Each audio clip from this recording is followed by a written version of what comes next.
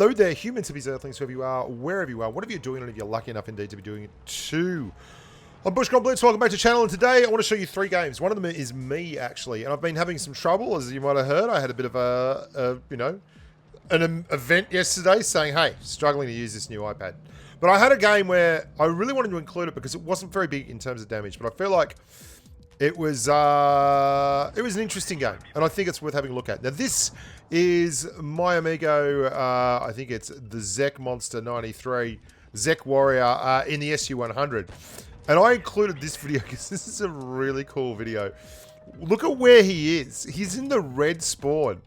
I get so sick and tired of TDs on this map, just camping, especially at tier 10, behind the pillboxes on either side of the shoreline, doing absolutely nothing. And whoever's heavies are the most aggressive and just roll through the middle seem to win it.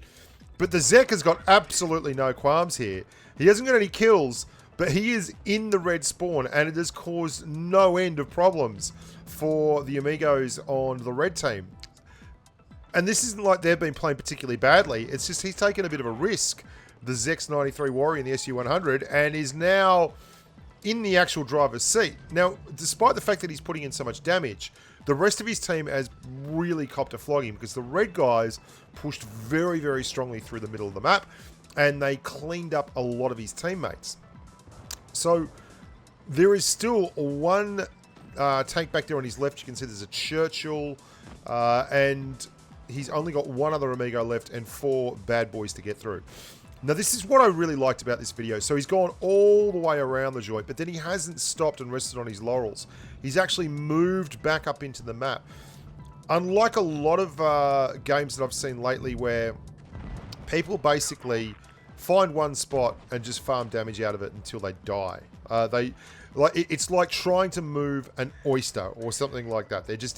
They're in their spot, they've done some damages, they're not moving. And I like the fact that Zek's recognized that there wasn't a lot of hit points left on the table in his team, and that if he didn't move, he was probably just going to get suffocated by a whole bunch of enemy tanks. So he managed to get forward and get rid of that red TD pretty sharpishly there, which I thought was a very, very clever move. Now, he knows one's in spawn. He knows that Churchill's back there. The Churchill's not going to be very quick in getting to him. He's just got a really hard choice to make here. Does he go and nut the Crusader, or does he defend the cap? Now, he's gone the Crusader, and I can't say that that's a bad idea. Basically, he should be able to clear this Crusader very, very quickly. The Crusader is brilliant if it's on your flank, but its gun is god-awful at dealing with things frontally. Good tank, but very, very different when faced with an SU100. And he gets rid of Theodore very quickly and is now able to move up here, and look at this. Great position. Gets the superior angle there on his tank. Resets the cap. 4-4. Big rolls, baby. And now he's looking like he's in the driver's seat. Now, that was not an accident. Look at how he's moving forward here.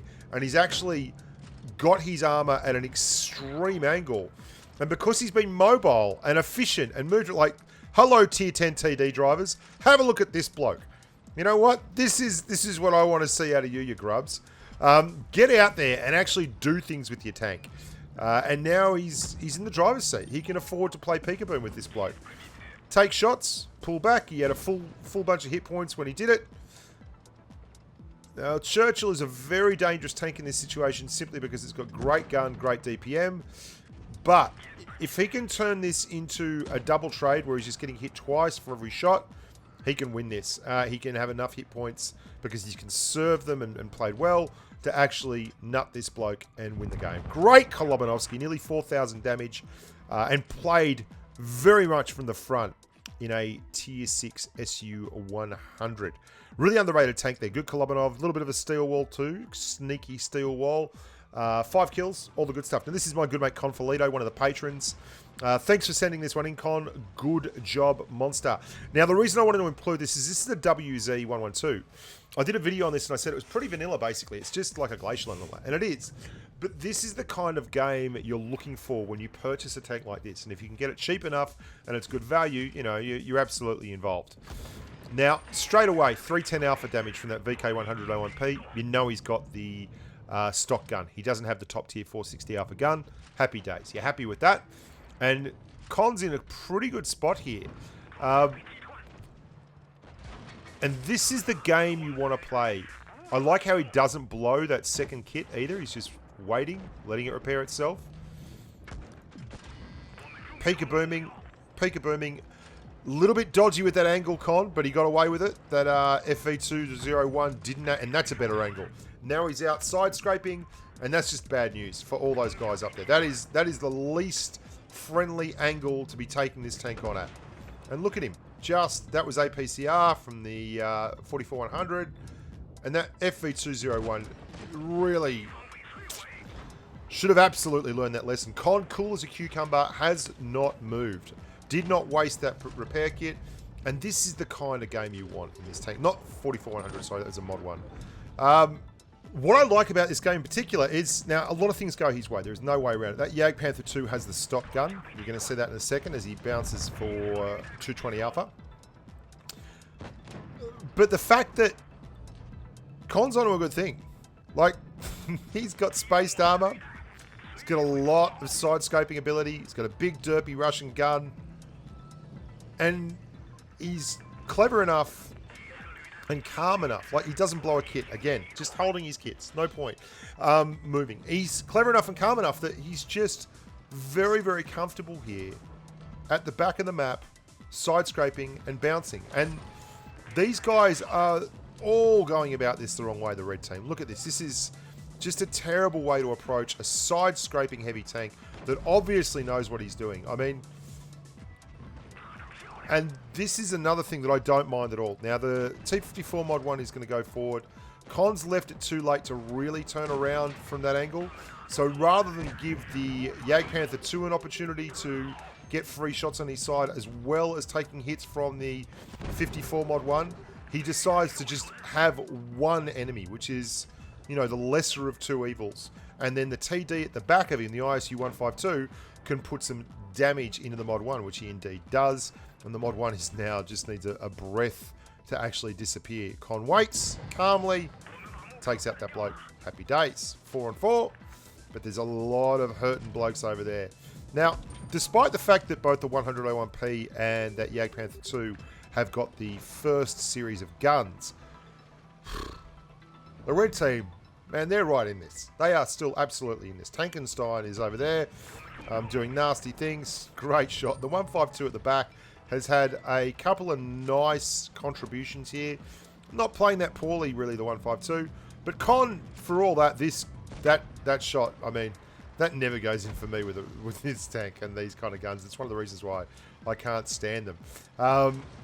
But still, the thing that this tank does have is it is pretty freaking towy for a tier 8 heavy. It can move. It really can move.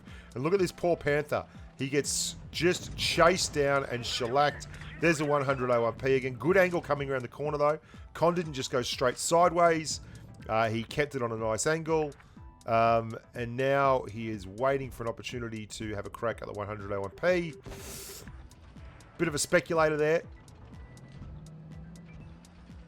152 should at least make a good trade with this Tankenstein. To be fair, I'd expect that 152 to win that, but Tankenstein can still side scrape. Big moment coming up. This is the kind of tank, even with the stock gun, that can cause all kinds of troubles. Con needs to calm down and get this heat in. Very tough tank. Like the 101P's armor profile is nuts, but it doesn't have the gun at the moment to really get things done. There he goes, got the hatch. You beauts. The 152's gone the way of the dodo. Con has, by the way, blocked 5,080 damage to go along with 3,500. Oh, big hit. Oh, there's the Tankenstein. No blocking that. But he's got him on the reload. Definitely got him on the reload. Tankenstein reloads slower than a glacier. And here he goes. Just needs one on the side. Great game, the Conmeister General. Lovely game. 5,080 damage blocked. And over 4,000 damages in the pocket. 4,118. Good job, mate. Good job. This is a game from me. Now, I really liked this game. I know you can't say that about your own games. I thought Bushka was funny and also insightful. You can't write your own press releases, but still, I liked this game because I'm driving a T22 medium. That's a strong tank. You won't hear any complaints from me about that. But see that IS-4 there? I can see that there's a big push coming on this left-hand side. And that there's a very good chance that they're going to overrun and do it and clear this IS-4 without taking any damage back. So what I do is move right up here, turn the Yag Tiger around, then get the hell out of dodge and try to actually hold this flank. Get another shot into the side of the 263. The Waffle Tractor's bailed out. I'm keeping a low profile. Underneath that, get a very nice bounce in a second. A little bit unlucky here. Big bounce. Great. But what about this? I miss him, but he misses me. Oh, I was very, very happy about that one. We don't miss him the second time around. Go right through that drive wheel. And look at that. Suddenly, we've tidily come back. Taken a little risk there. We could have been about half the hit points we currently are, but still. We did the right thing. We kept this 183 in the game. He did nasty things. And now we are able to push right up here, get another little snapshot in on the 57 heavy, and then again I stop. Now that 263 is there, the Yag Tiger is there, I get a nice angle, maintain my angle. I've now got 3 tanks looking at me, right? This is, and the 263 decides he's going to make a move, but I've still got a 57 heavy eyeballing me there, tunneling in. Our 57 heavy knocks him. I can now push down here, have a crack at the Yag, but the angle's not right. Get a shot in. Angle's not right, but that doesn't matter. 183 finishes him. And I see the 263 pushing around the back. Now, this is why I liked this game. It's not a massive damage game. In fact, it's not even close. I think it's just over 2k. And this was a mistake. I went too far past that rock. There was no need. I could have done the same thing right there as I could have done right from behind that rock. But for all that, now all I do is keep a hold of these two guys. I reverse side scrape because this thing's got crazy side armor for a medium. And I don't pen anything, but all I'm really trying to do now, a 57 heavy is desperate for us all to go passive and disengage. But the 183 is not having any of it. And all I'm doing is keeping these guys spotted, really. Keep them set, keep them there. The E50, the 183's got all the hit points in the world. I'm just basically giving him a target.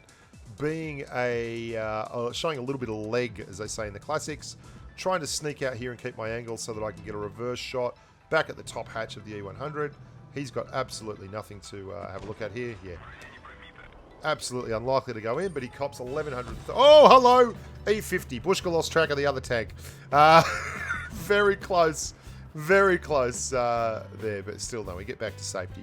And then all we're doing is, again, just holding him in spot while the 183 rolls on around. Run. This 57 heavy is determined for us to run. And that's it. That's the ball game.